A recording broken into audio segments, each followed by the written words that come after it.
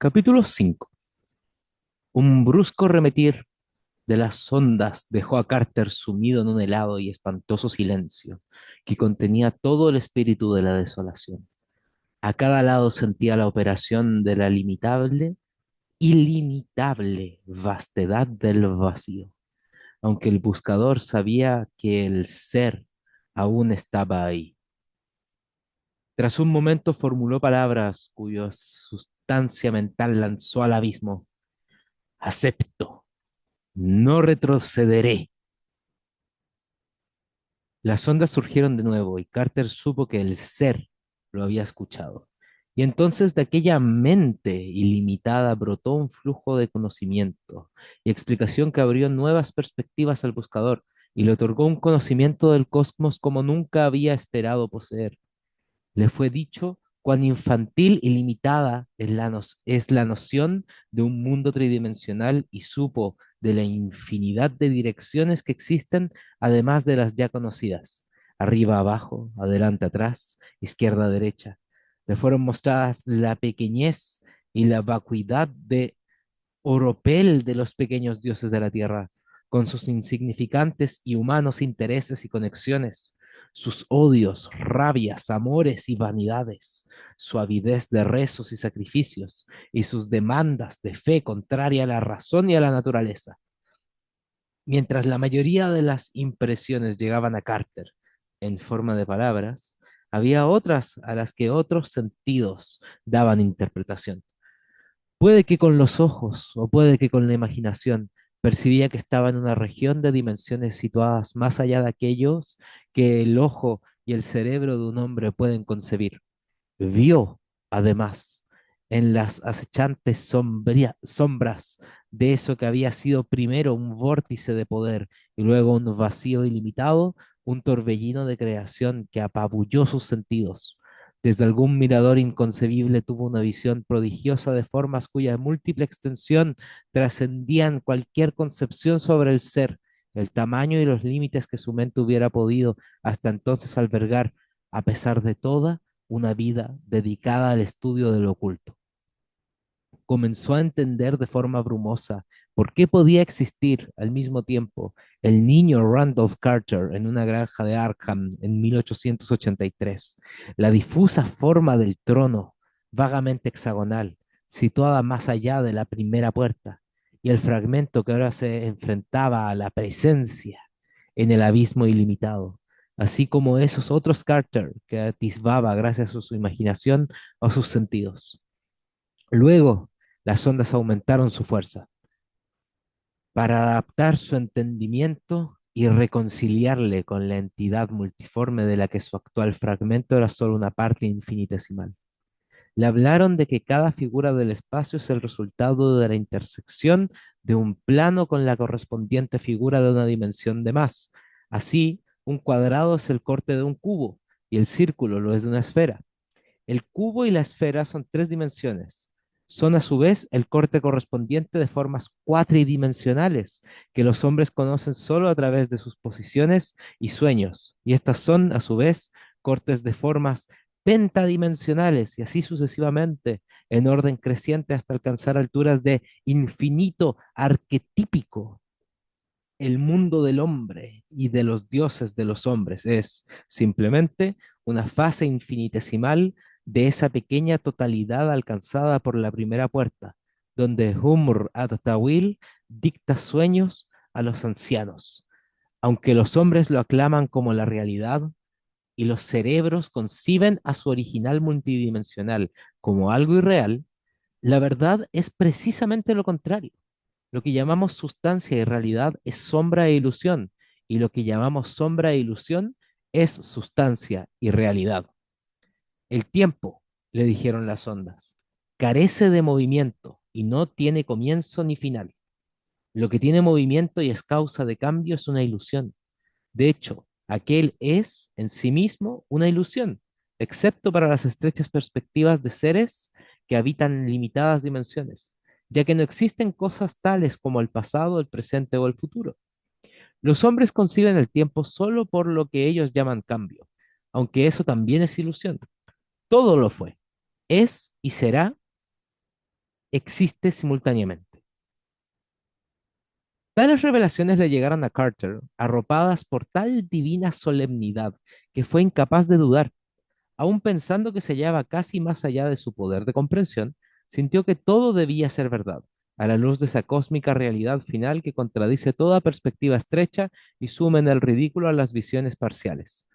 Y él estaba lo suficientemente familiarizado con profundas especulaciones como para verse libre de las ataduras de conceptos locales y parciales.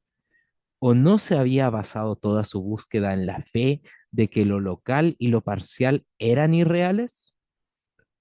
Tras una pausa impresionante, las ondas continuaron, diciendo que lo que los habitantes de las zonas pentadimensionales llaman cambio es simplemente una función de su concepción, de su conciencia, que ve el mundo exterior desde varios ángulos cósmicos.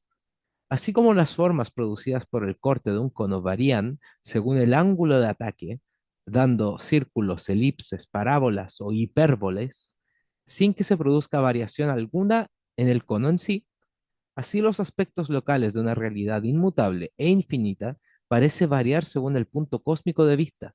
Los débiles seres de los mundos inferiores son esclavos de esa variedad de ángulos y de percepción, ya que, con algunas excepciones, no pueden aprender a controlarlos.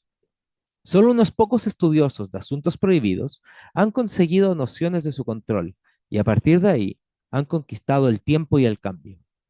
Pero las entidades que se hallan en el exterior de las puertas gobiernan todos los ángulos y ven las infinitas partes del cosmos en términos de una perspectiva fragmentaria y cambiante, o ven la inmutable totalidad que se halla más allá de la perspectiva según lo deseen. Cuando las ondas se detuvieron de nuevo, Carter comenzó a comprender de forma vaga y llena de terror el trasfondo final que había tras ese puzzle de perdida individualidad que tanto lo había espantado en un comienzo. Su intuición encajó los fragmentos de revelación y lo situó cada vez más cerca de entender el secreto. Comprendía que gran parte de aquella espantosa revelación lo hubiera golpeado, fragmentando su ego en miriadas de contrapartidas terrenas, en la primera puerta, de no haber medido la magia de Umratawil, que le había protegido para que pudiera usar con precisión la llave de plata y abrir la puerta suprema. Ansioso de aclarar conceptos, lanzó a su vez ondas mentales, preguntando sobre la exacta relación entre sus varias facetas, el fragmento que ahora se encuentra más allá de la puerta suprema, el niño de 1883, el hombre de 1928, los diversos seres ancestrales que habían constituido su herencia y el grueso de su ego, y los indescriptibles habitantes de otros eones y otros mundos que ese primer y espantoso destello de suprema percepción habían identificado con él mismo. Lame- Lentamente, las ondas del ser surgieron en respuesta, tratando de dejar claro que todo eso estaba casi más allá del alcance de una mente terrena. Todas las líneas, en progresión descendente, de seres de las dimensiones finitas, prosiguen las ondas, y todos los estados de desarrollo en cada uno de esos seres son simples manifestaciones de un ser arquetípico y eterno en el espacio ajeno a las dimensiones. Cada ser local, padre, hijo, abuelo y demás, y cada etapa del ser individual, bebé, niño, chico, joven y viejo, son simplemente una de las infinitas fases de ese mismo ser arquetípico y eterno, provocado por una variación del ángulo del plano de conciencia que lo corta. Randolph Carter, a todas las edades, Randolph Carter y todos sus ancestros, tanto humanos como prehumanos, terrestres y preterrestres, todos esos eran solo fases de un Carter final y eterno, ajeno al espacio y al tiempo. Proyecciones fantasmales que se diferenciaban solo por el ángulo en que el plano de conciencia corta el eterno arquetípico en cada caso. Un leve cambio de ángulo puede convertir al estudioso de hoy en el niño de ayer, puede transformar a Randolph Carter en ese mago Edmund Carter que huyó desde Salem a las colinas de Arkham en 1692, o en ese Pickman Carter que en el año 2169 usará extraños medios para rechazar a las hordas mongolas de Australia. puede tornar a un Carter humano en una de esas primitivas entidades que moraron en la primigenia Hiperbórea y adoraron al negro inmutable Tzathoggua tras, tras llegar volando desde Kithanil, el planeta doble que orbita alrededor de Arturo. Puede convertir a un Carter terrestre en uno de sus remotos ancestros, de formas dudosas, que moraba en el propio Kithanil o en una de esas más remotas criaturas de la transgaláctica Shonehi, o en una conciencia gaseosa y cuatridimensional de un continuo espacio temporal más antiguo, o en una mente vegetal del futuro, en un oscuro cometa radioactivo de la órbita inconcebible, como así será en el interminable círculo cósmico. Los arquetipos, latieron las ondas, son los pobladores del abismo definitivo, informes, inefables e intuidos solo por estos, por escasos soñadores de los bajos mundos dimensionales. Supremo entre todos ellos era quien le hablaba, el ser mismo, que, de hecho, era el arquetipo del propio Carter, el insaciable celo de Carter y todos sus ancestros en la búsqueda de prohibidos secretos cósmicos. Era el resultado natural de su derivación del supremo arquetipo. En cada mundo todos los grandes magos, grandes pensadores, grandes artistas, grandes cuidadores son facetas de él. Casi aplastado por el espanto, pero lleno de una aterrada complacencia, la conciencia de Randolph Carter rindió homenaje a esa entidad trascendente de la que descendía. Mientras las ondas se detenían de nuevo, reflexionó en el poderoso silencio, meditando sobre extrañas servidumbres, extrañas preguntas y aún más extrañas solicitudes. Curiosas ideas fluían alborotadas a través de un cerebro aturdido por extrañas imágenes y descubrimientos imprevistos. Se le ocurrió que, si tales descubrimientos eran realmente verdad, podía visitar corporalmente todas aquellas edades y partes del universo, infinitamente lejanas que hasta entonces solo había conocido por los sueños, pudiendo usar la magia para usar el ángulo de su plano de conciencia. ¿O acaso no suplía la llave de plata a la magia? ¿No se había convertido a partir de un hombre de 1928 en un chico de 1883 y luego algo completamente ajeno al tiempo? Extrañamente, a pesar de su aparente y actual ausencia de cuerpo, sabía que aún conservaba la llave.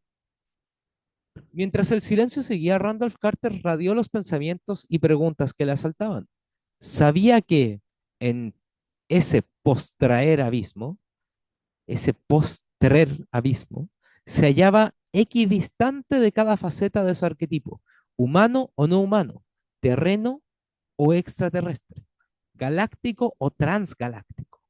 Su curiosidad respecto a otras fases de su ser, sobre todo aquellas que estaban más alejadas en tiempo y espacio de la terrenal 1928, o las que más persistivamente habían rondado por sus sueños durante toda su vida.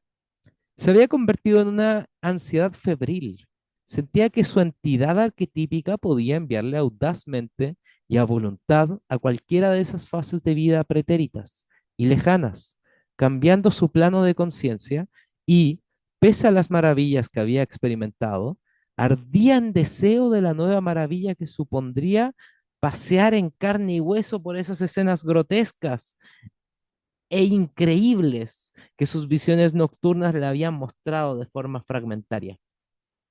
Sin intención concreta, estaba preguntando a la presencia sobre cómo acceder a un difuso y fantástico mundo cuyos 5 soles multicolores, constelaciones extrañas, vertiginosos precipicios negros, moradores con garras y narices de tapir, extravagantes torres de metal, túneles inexplicables y crípticos cilindros flotantes habían invadido una y otra vez sus sueños.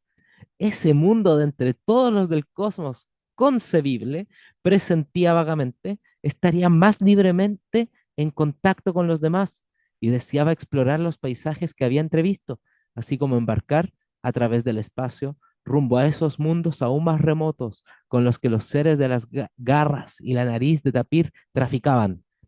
No había lugar para el miedo. Como en todas las crisis de su extraña vida, la aguda curiosidad cósmica triunfó sobre todo lo demás.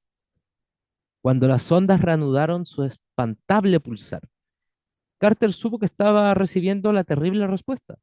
El ser le estaba instruyendo acerca de los ensombrecidos abismos que tendría que cruzar sobre la desconocida estrella quíntuple de una insospechada galaxia, en torno a la que gira el mundo alienígena, y de los horrores subterráneos contra los que la raza con zarpas y probóscide de ese mundo lucha perpetuamente. Le dijo también cómo los ángulos de su personal plano de conciencia y el ángulo del plano de conciencia tocante a los elementos espaciotemporales del mundo deseado habían de inclinarse simultáneamente para devolver a ese segundo mundo la faceta Carter que había morado ahí. La presencia le instó a asegurarse de tener los símbolos por si deseaba regresar desde el remoto y alienígena mundo que había elegido, y él, en respuesta, radió una impaciente afirmación, confiando en que la llave de plata, que sentía que aún obraba en su poder y que sabía que había inclinado los mundos y los planos para enviarle de vuelta a 1883, contuviera tales símbolos. Entonces el ser, aceptando su ansiedad, le dio su anuencia al monstruoso descenso. Las ondas cesaron de forma abrupta y sobrevino una calma momentánea y tensa en la que se produjo una espera indescriptible y espantosa. Luego, sin previo aviso, llegó un zumbido, un tamborileo que remontaron hasta un atronar terrorífico. De nuevo, Carter se sintió al punto focal de una intensa concentración de energía que batía, martillaba y calcinaba de forma insoportable al compás del ya familiar ritmo de espacio exterior, y de la que no pudo saber si era el abrasador color de una estrella ardiente o el aniquilador frío del abismo definitivo. Bandas y rayas de colores completamente ajenos a cualquier aspecto espectro del universo conocido, jugaban y ondeaban y se entrelazaban delante de él, y fue consciente de moverse a una espantosa velocidad. Captó un fugaz atisbo de una figura sentada sola sobre un nebuloso trono que era más hexagonal que otra cosa. 6. Cuando el hindú hizo una pausa en su relato, vio que de Marigny y Phillips lo escuchaban absortos. Aspinwall pretendía ignorar la historia y mantenía los ojos ostentosamente fijos en los documentos que tenía delante. El tic-tac de ritmo alienígena del reloj con forma de ataúd adquirió un nuevo y portentoso significado, mientras que la humareda de los trípodes repletos y abandonados adoptaban formas fantásticas e inexplicables, y formulaban turbadoras combinaciones con las grotescas figuras de los ondeantes tapices. El viejo negro que los atendía se había marchado.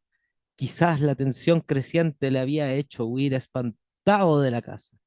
Una duda casi embarazada embargó al narrador cuando reanudó su historia, con su voz correcta pero extrañamente elaborada.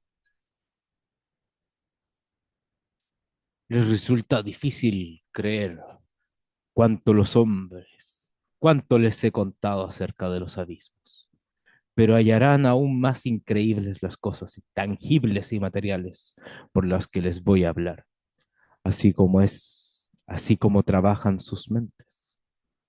Así es como trabajan sus mentes.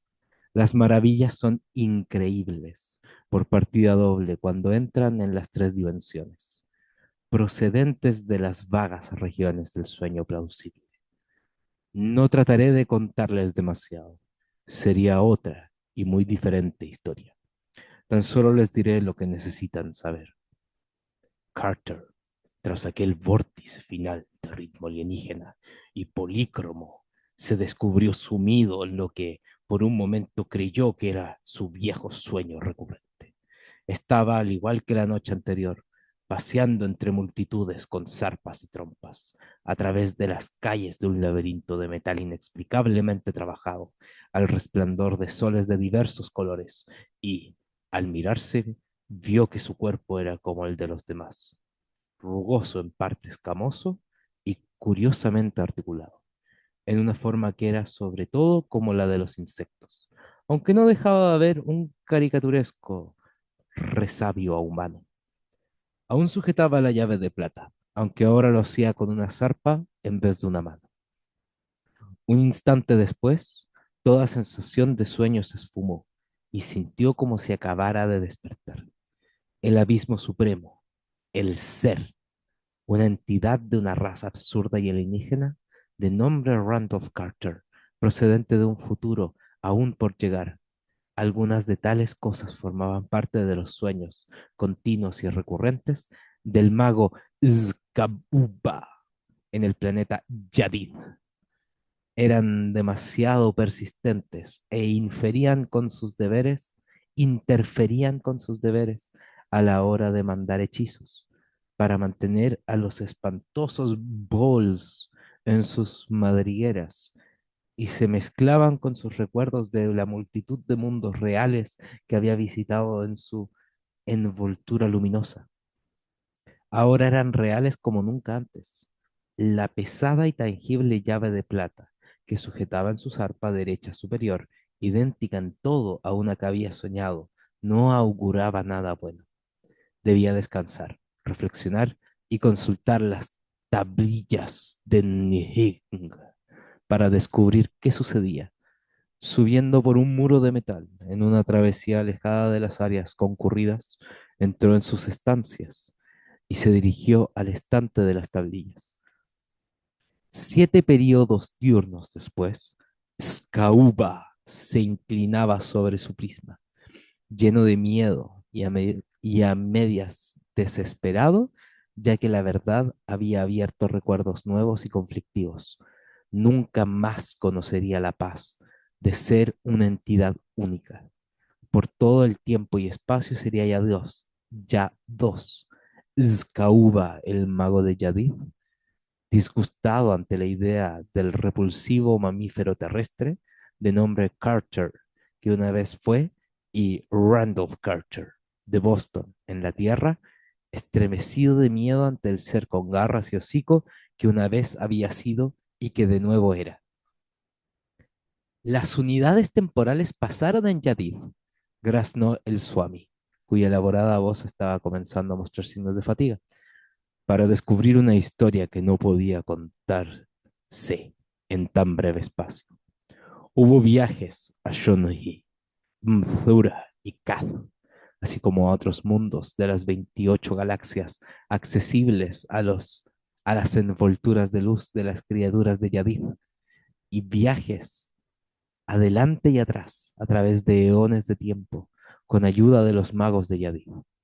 Hubo espantosas escaramuzas con los blancuzcos y viscosos boles de los primigenios túneles que horadaban el planeta.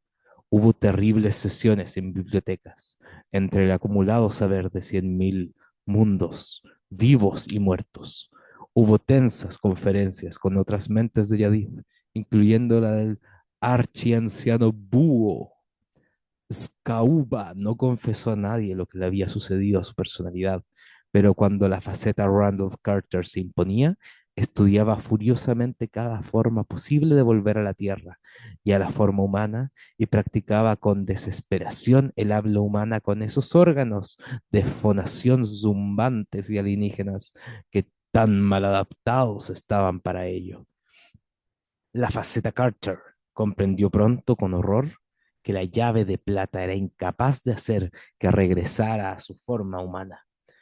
Era como dedujo más tarde, por lo que recordó, soñó y aprendió en el acervo de Yadid, un producto de Hiperbórea en la Tierra, con poder tan solo sobre los ángulos de conciencia personal de los humanos. No obstante, podía cambiar el ángulo planetario y enviar a voluntad al usuario a través de los tiempos con un cuerpo intacto.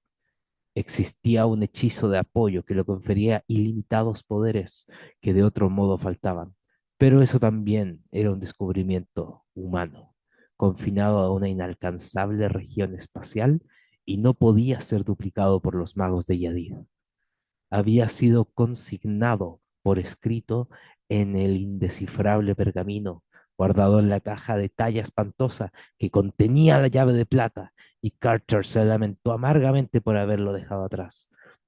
El ahora inaccesible ser del abismo le había advertido de que se asegurara de tener los símbolos y pensaba, sin duda, que no le faltaba nada. Según iba pasando el tiempo y más pugnaba por mediante el monstruo saber de Yadid, encontrar una forma de volver al abismo y reencontrarse con la omnipotente entidad, con sus recién adquiridos conocimientos, podía descifrar el críptico pergamino, pero tal poder en sus actuales condiciones era algo simplemente irónico. Había veces, no obstante, en que se imponía la faceta Skauba y entonces trataba de borrar los conflictivos recuerdos Carter que tanto le turbaban. Pasó largo tiempo, edades más largas de lo que los cerebros pueden concebir, ya que los seres de Yadid mueren solo después de prolongados siglos. Tras muchos cientos de revoluciones, la faceta Carter pareció imponerse a la faceta Sgauba y empleó grandes periodos en calcular la distancia de Yadid a la Tierra humana, tanto en espacio como en tiempo. Los resultados fueron vertiginosos, más eones de años luz de lo que se puede concebir, más de los que podría viajar la luz en el tiempo que ha existido el universo. Pero el inmemorial saber de Yadid preparó a Carter para afrontar tales magnitudes. Cultivó el poder de proyectarse en sueños, momentáneamente hacia la Tierra, y aprendió sobre nuestro planeta muchas cosas que antes no sabía, pero no pudo soñar la forma necesaria del perdido pergamino. Entonces, por último, concibió un plan audaz para escapar de Yadid, que comenzó cuando pudo descubrir una droga que mantenía dormida a su faceta Iskauba, sin que eso implicara pérdida de los conocimientos y recuerdos de éste. A partir de sus cálculos, dedujo que podía realizar un viaje con una onda de luz envolvente como ningún ser de Yadid había hecho antes, un viaje en carne y hueso a través de indescriptibles eones y de increíbles distancias galácticas, hasta llegar al sistema solar y la Tierra misma.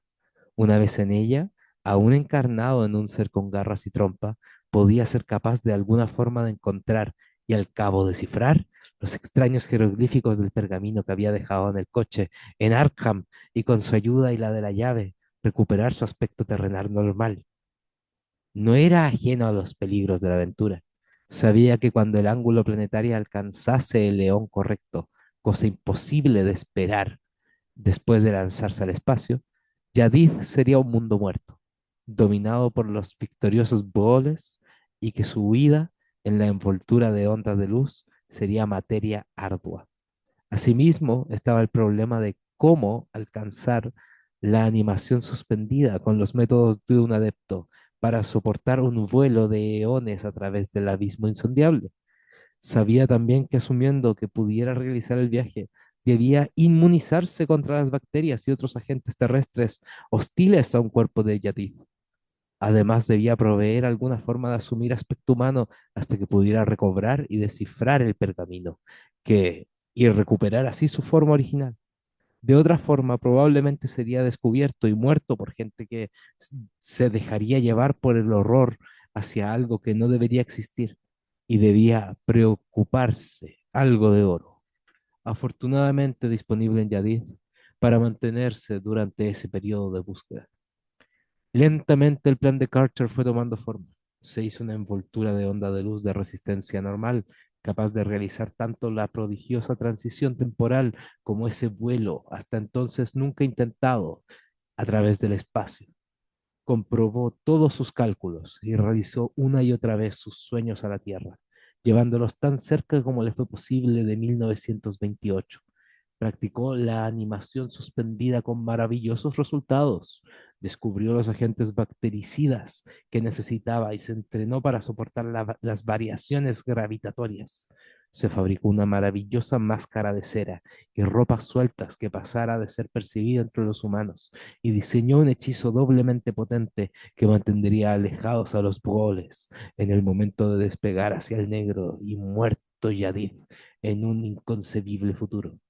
Se aseguró también de reunir un buen suministro de drogas inalcanzables en la Tierra, para mantener dormida su faceta Sgauba, hasta que pudiera liberarse del cuerpo de Yadid, sin olvidarse de un pequeño retén de oro para uso terrestre. El día de la partida estuvo lleno de dudas, aprensión. Carter subió a la plataforma de su envoltorio con la excusa de viajar hasta la triple estrella Nithon y se deslizó hasta su asiento de brillante metal. Tenía el aspecto justo para realizar el ritual de la llave de plata y según lo hacía, comenzó lentamente la levitación de su envoltura. Hubo un perturbador bullir y oscurecer de la luz del día y le llegó un espantoso golpe de dolor. El cosmos parecía contorsionarse irresponsablemente y las constelaciones danzaban en un cielo negro. Después, Carter sintió un nuevo equilibrio. El frío de las cimas interestelares golpeaban el exterior de su envoltura y pudo ver que flotaba en los aires, ya que la construcción de metal desde la que había partido había sucumbido a la decadencia edades antes. Abajo, el suelo estaba infectado de gigantescos boles, y mientras miraba, uno de ellos alzó cientos de metros y proyectó un miembro blancuzo y viscoso hacia él, pero sus hechizos resultaron, y al momento siguiente abandonaba a Yadid intacto. En ese capítulo 7, en esa extravagante estancia de Nueva Orleans, de la que el viejo sirviente había huido por instinto, aún se oía graznar a la extraña voz del Swami Chandraputra. Caballeros, prosiguió, no les preguntaré si creen todo eso hasta que les haya mostrado pruebas concluyentes. Admitan, pues, aunque sea como un cuento, mi historia sobre los miles de años luz, miles de años en el tiempo y aún incontables miles de millones de kilómetros que Randolph Carter cruzó a través del espacio en forma de entidad alienígena indescriptible, encerrado en una delgada envoltura de metal electroactivo. Había programado el tiempo de la suspensión animada con cuidado supremo, pensando en que terminase solo unos pocos años antes del aterrizaje en la Tierra de, o próximo a, 1928. Nunca olvidará ese momento de despertar.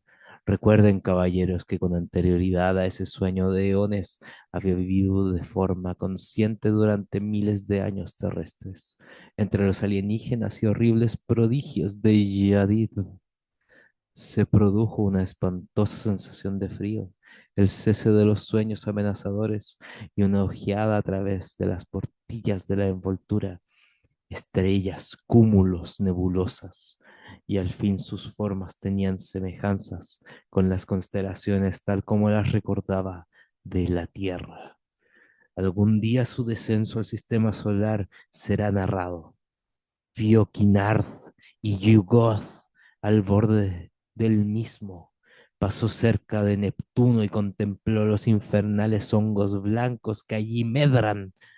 Supo del incontable secreto que se alberga entre las brumas de Júpiter y vio el horror de uno de sus satélites y contempló las ciclopeas ruinas que se desparraman por el disco rojizo de Marte. Cuando la Tierra estuvo cerca, la vio como un delgado planeta creciente que aumentaba en tamaño de forma alarmante. Redujo su velocidad, aunque el sentimiento de estar volviendo a casa le hacía desear no perder un momento. No trataré de contarles acerca de tales sensaciones, tal como me las transmitió Carter a mí. Bien, luego Carter se mantuvo en la atmósfera superior de la Tierra hasta que amaneció en el hemisferio oeste.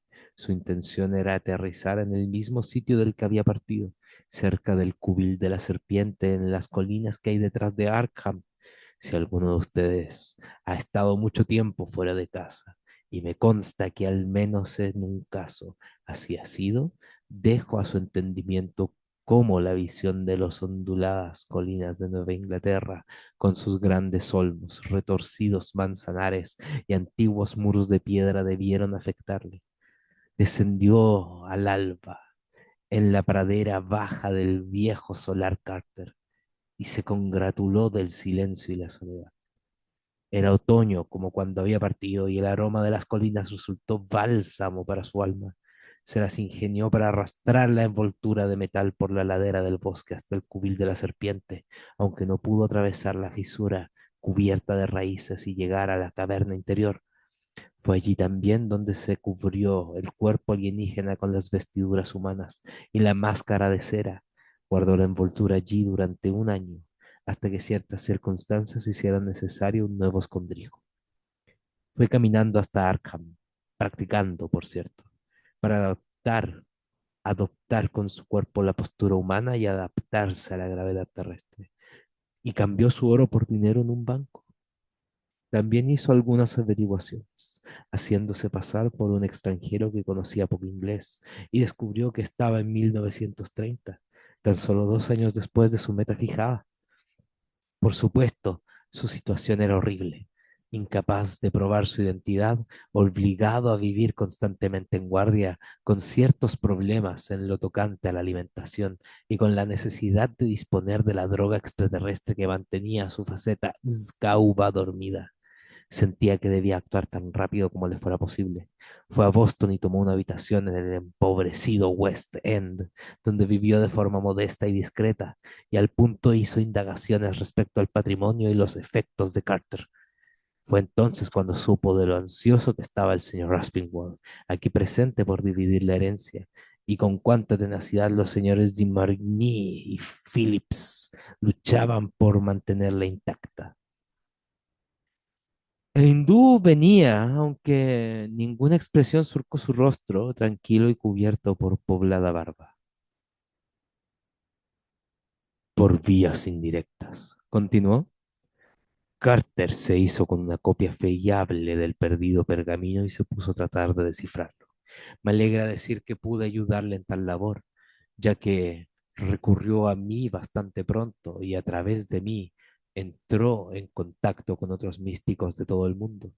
Vine a vivir con él a Boston, a un lugar cochambroso situado en Chambers Street. Respecto al pergamino, me alegra poder sacar de dudas al señor de Marigny. Déjeme decirle que el lenguaje de esos jeroglíficos no es nacal, sino erleyano, que fue traído a la tierra por la prógine de Cthulhu, quien hace incontables ciclos. Se trata desde luego de una traducción. Hubo un original hiperbóreo millones de años más antiguo, escrito en la primigenia lengua de los Tzadio. El trabajo de descifrar fue más arduo de lo que Carter había previsto, pero no perdió la esperanza en ningún momento. A principios de este año hizo grandes avances merced a un libro que consiguió en el Nepal, y no hay duda alguna de que alcanzará su meta en corto plazo. Por desgracia, no obstante, hay un problema: el agotamiento de la droga alienígena que mantiene a la faceta escauba dormida. No es, empero, una calamidad tan grande como temíamos. La personalidad de Carter se ha impuesto en el cuerpo y cuando Sgauba vence, lo hace por periodos cada vez más cortos y solo gracias a alguna emoción extraordinaria, y generalmente está demasiado desconcertado para dañar el trabajo de Carter. No es capaz de encontrar la envoltura de metal que lo devolvería a Yadid, aunque en una ocasión estuvo a punto de hacerlo. Pero Carter, en un momento en el que la faceta escauba estaba totalmente latente, la escondió en otro lado. Todo el daño que ha hecho ha sido espantar a algunas pocas personas y crear ciertos rumores de pesadillas entre los polacos y lituanos del West End de Boston, pero nunca ha roto el cuidadoso disfraz preparado por la faceta Carter, aunque hay veces que se la arranca de forma que algunas partes han tenido que ser reemplazadas. Yo he visto lo que hay debajo y no es una visión agradable. Hace un mes, Carter leyó el anuncio de esta reunión y supo que tenía que moverse con rapidez para salvar su patrimonio. No puede esperar a terminar de descifrar el pergamino y recobrar su forma humana. En consecuencia, me ha enviado aquí para actuar como agente suyo, y como tal estoy aquí. Caballeros, les digo que Randolph Carter no está muerto, que se encuentra temporalmente en una condición anómala, pero que en 2 o 3 meses será capaz de aparecer en persona y pedir la restitución de lo que es suyo. Estoy dispuesto a ofrecerles pruebas si tal fuera necesario. Por tanto, les pido que aplacen esta reunión por un periodo indefinido. 8. De Marigny y Phillips miraban al hindú como si estuvieran hipnotizados, mientras que Aspinwall emitía una serie de resoplidos y bramidos. El antiguo disgusto del abogado se habría convertido ahora en furia desatada y aporreaba la mesa con un puño surcado de venas hinchadas. Cuando habló, lo hizo con una especie de aullido. ¿Cuánto tiempo vamos a tener que aguantar toda esta locura? He estado 1 hora escuchando a este chalado, tal vez 2, este fakir, y ahora tiene la cara dura de decir que Randolph Carter está vivo para proponernos posponer el procedimiento sin ninguna buena razón. ¿Por qué no expulsa a este granuja de Marigny? ¿Hemos de soportar las burlas de uno que es un charlatán o un loco? De Marigny alzó tranquilamente la mano y habló con suavidad. Pensemos con lentitud y claridad. Ha sido una historia singular y aquí hay cosas como místico, no del todo ignorante, reconozco como posibles. Además, desde 1930 he estado recibiendo cartas del Swami que concuerdan con todo lo que ha dicho. Cuando se detuvo, el viejo señor Phillips aventuró unas palabras. El Swami Chandraputra habló de pruebas. Yo también reconozco mucho de lo más significativo de la historia y he recibido muchas extrañas cartas por parte del Swami en tal aspecto los 2 últimos años. Pero algunas de sus afirmaciones son radicales en extremo. ¿No habría nada tangible que pudiera mostrarnos? Al cabo, el rostro inmóvil del Swami replicó, con voz lenta y ronca, al tiempo que se sacaba un objeto del bolsillo de su chaqueta. Aunque ninguno de ustedes ha visto nunca la llave de plata, los señores de Maligny y Phillips han visto fotos. ¿Les resulta entonces esto familiar? Dejó con cierta torpeza sobre la mesa, con su gran mano enguantada, una pesada llave de plata empañada, de unos 12 centímetros de largo y una factura desconocida y por completo exótica, cubierta de extremo a extremo con jeroglíficos del más extraño aspecto. De Marigny y Phillips boquearon. Luis, gritó de Marigny, la cámara no miente. No puede haber error. Pero Aspinwall ya había lanzado su propia réplica. ¡Necios! ¿Qué prueba es esto? Si de veras es la llave que pertenecía a mi primo, este extranjero, este maldito negro, va a tener que explicar cómo ha llegado a sus manos. Randolph Carter desapareció con la llave hace 4 años. ¿Cómo sabemos que no le robaron y lo mataron? Estaba medio loco y se juntaba con gente aún más loca. A ver, negro, ¿de dónde has sacado esta llave? ¿Has matado a Randolph Carter? Las facciones del Swami, anormalmente plácidas, no mudaron de gesto, pero sus ojos, hundidos y sin iris, resplandecieron peligrosamente. Habló con gran dificultad. Por favor, contrólese, señor Aspinwall. Hay otra prueba que podría también aportar, pero podría ejercer efectos desagradables sobre ustedes. Seamos razonables. Aquí tengo algunos documentos, obviamente escritos con posterioridad a 1930, y son innegablemente de puño y letra de Randolph Carter. Desmarañadamente, sacó un largo sobre del interior de su holgada chaqueta y se lo tendió al iracundo abogado, al tiempo que Marigny y Phillips observaban, llenos de caóticos pensamientos y una creciente sensación de hallarse ante un prodigio sobrenatural. Por supuesto, la escritura es casi ilegible, pero recuerden que Randolph Carter ahora no tiene manos bien adeptas para el alfabeto humano. Aspinwall echó un apresurado vistazo a los documentos y se quedó visiblemente perplejo, pero no cambió de actitud. La atmósfera de la estancia era tensa por la excitación y un miedo indescriptible, y el extraño ritmo del reloj con forma de ataúd tenía un son completamente diabólico a oídos de Marigny y Phillips, aunque no parecía afectar tanto al abogado. Aspinwall habló de nuevo. Esto tiene aspecto de falsificación cuidadosa.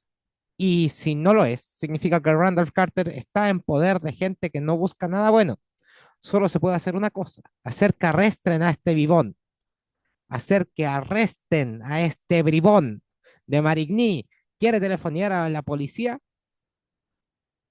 Un momento, replicó su anfitrión. No me parece que esto sea un asunto para la policía. Tengo una idea, señor Aspinwall. Este caballero es un místico de gran altura. Él dice ser confidente de Randolph Carter. ¿Quedará usted convencido si puede responder a ciertas preguntas que solo podría conocer uno de sus íntimos? Conozco a Carter y puedo hacer tales preguntas. Déjeme buscar un libro que creo que me serviría para hacer una buena prueba. Se volvió hacia la puerta de la biblioteca y Phillips lo siguió de forma automática.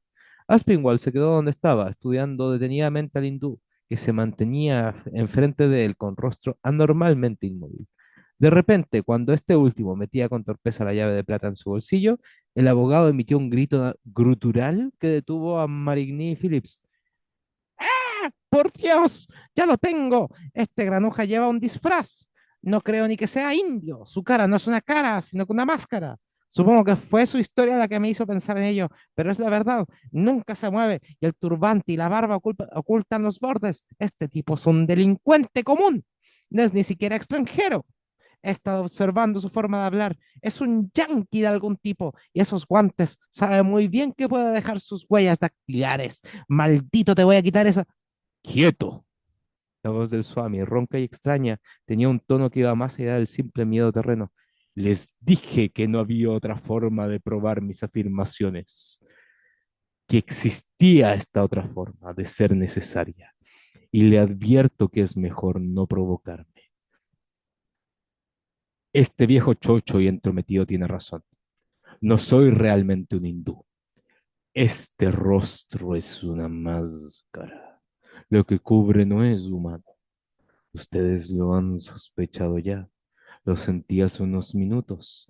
No sería agradable de mí que me quitara la careta. Apártate, Ernest. No he de decirles ya que yo soy Randolph Carter. Nadie se movió. Aspinwall resopló e hizo vagos movimientos. Marigny y Phillips, al otro lado de la estancia, estudiaron su rostro enrojecido, así como la espalda de la figura con turbanta que les enfrentaba. El anormal tic-tac del reloj resultaba odioso y los humos del pebetero y las contorsiones de las delgaduras ejecutaban una danza de muerte. El abogado, fuera de sí, fue quien rompió el silencio. No, granuja, no lo eres y no me asustas. Para, tus razones tienes que tener para no quitarte la máscara. Quizá es porque podemos reconocerte. ¡Fuera con esa! Cuando se lo echó encima, el Swami lo sujetó el puño con una de sus torpemente enguantadas manos, al tiempo que lanzaba un curioso grito de dolor y sorpresa. De Marigny se lanzó hacia ambos, pero se detuvo confuso cuando el grito de protesta del falso hindú se trocó por un chasquear y zumbar por completo inexplicable. El rostro colorado de Aspinwall era la imagen de la furia y con su mano libre trató de coger la poblada barba de su oponente. Esta vez consiguió agarrarla y a su tirón frenético, todo el rostro de cera salió del turbante y quedó colgando del apoplético puño del abogado. Entonces Aspinwall lanzó un espantado grito gorgoteante y Phillips y de Marigny vieron cómo se convulsionaba su rostro en una epilepsia de pánico agudo, más extraño, profundo y horripilante de lo que nunca hubiera visto antes en la faz de ningún ser humano. El pseudo hindú, entre tanto, había soltado su otra mano y estaba parado como aturdido, lanzando zumbantes sonidos de la calidad más anómala. Luego la figura del turbante adoptó una postura apenas humana, se irguió y comenzó una curiosa e intrigante andadura, arrastrando los pies hacia el reloj con forma de ataúd que seguía haciendo resonar su cósmico y anómalo ritmo. Su rostro, ahora descubierto, estaba vuelto y no pudieron ver qué era lo que el abogado había descubierto. Luego, su atención se volvió hacia Aspinwall, que yacía en el suelo. El hechizo se había roto, pero al acercarse vieron que el viejo estaba muerto. Volviéndose con rapidez hacia el anadeante Swami en retroceso, de Marigny vio que uno de los brazos bamboleantes perdía uno de sus guantes. Los humos del olíbano eran espesos y todo cuando pudo entrever de la mano descubierta es que era larga y negra. Antes de que el criollo pudiera llegar a la figura que retrocedía, el viejo señor Phillips lo contuvo, poniéndole una mano en la espalda. No, susurró. No sabemos a qué nos enfrentamos. Esa otra faceta, Sgauba, el mago de Yadid. La figura del turbante había llegado ya al reloj anormal y los observadores vieron a través de las espesas humaredas cómo una borrosa zarpa negra forcejeaba con la puerta alta y llena de jeroglíficos. Luego, la figura entró en la caja con forma de ataúd y cerró la puerta detrás suyo. No fue posible contener a de Marigny por más tiempo, pero cuando éste llegó y abrió el reloj, estaba vacío. Volvió a la normal tic-tac, haciendo sonar el oscuro ritmo cósmico que subyace a todas las puertas místicas. En el suelo, un gran guante blanco y el hombre muerto, con la máscara barbuda en la mano, tenían muy poco que aportar. Ha pasado un año y nada se ha sabido de Randolph Carter. Su herencia sigue intacta. La dirección desde la que un tal Swami Chandraputra envió cartas a varios místicos en los años 1930 a 1932 estaba de hecho habitada por un extraño hindú, pero abandonó la casa poco antes del día de la reunión en Nueva Orleans y nunca más fue visto. Era descrito como obscuro, por supuesto, inexpresivo y barbudo, y su patrón piensa que la morena máscara, que le fue debidamente mostrada, se le parece mucho. Nunca se sospechó, empero, ninguna conexión suya con las apariciones de pesadillas sobre las que murmuraban los eslavos del lugar. Las colinas junto a Arkham fueron batidas en busca de la envoltura metálica, pero no se encontró nada en lo absoluto. Sin embargo, un bedel de Arkham First National Bank recuerda a un extraño hombre con turbante que convirtió en dinero un lingote de oro en 1930. De Marigny y Phillips apenas saben qué pensar en todo esto. Después de todo, ¿qué pruebas tenían? Era un asunto enrevesado. Estaba una llave que podía haber sido duplicada a partir de las fotos que Carter había hecho circular en 1928. Había papeles, nada concluyente. Había un extranjero enmascarado, pero ¿qué ser aún vivo había logrado atisbar tras la máscara? Entre las volutas de los humos del olíbano, ese acto de esfumarse dentro del reloj bien podría haber sido una alucinación doble. Los hindúes son expertos en el arte del hipnotismo. Todos saben. La lógica señala a ese Swami como un criminal deseoso de apoderarse de la herencia de Randolph Carter. Pero la autopsia mostró que Aspinwall había muerto de un ataque. ¿Se debió tan solo a la furia? Y había algo en todo aquello. En una gran estancia con tapices de extraños motivos y colmada de los humos del olíbano, Etienne Lauret de Marigny a menudo se sienta a escuchar, lleno de vagas sensaciones, el anormal ritmo de ese reloj cubierto de jeroglíficos y con forma de ataúd.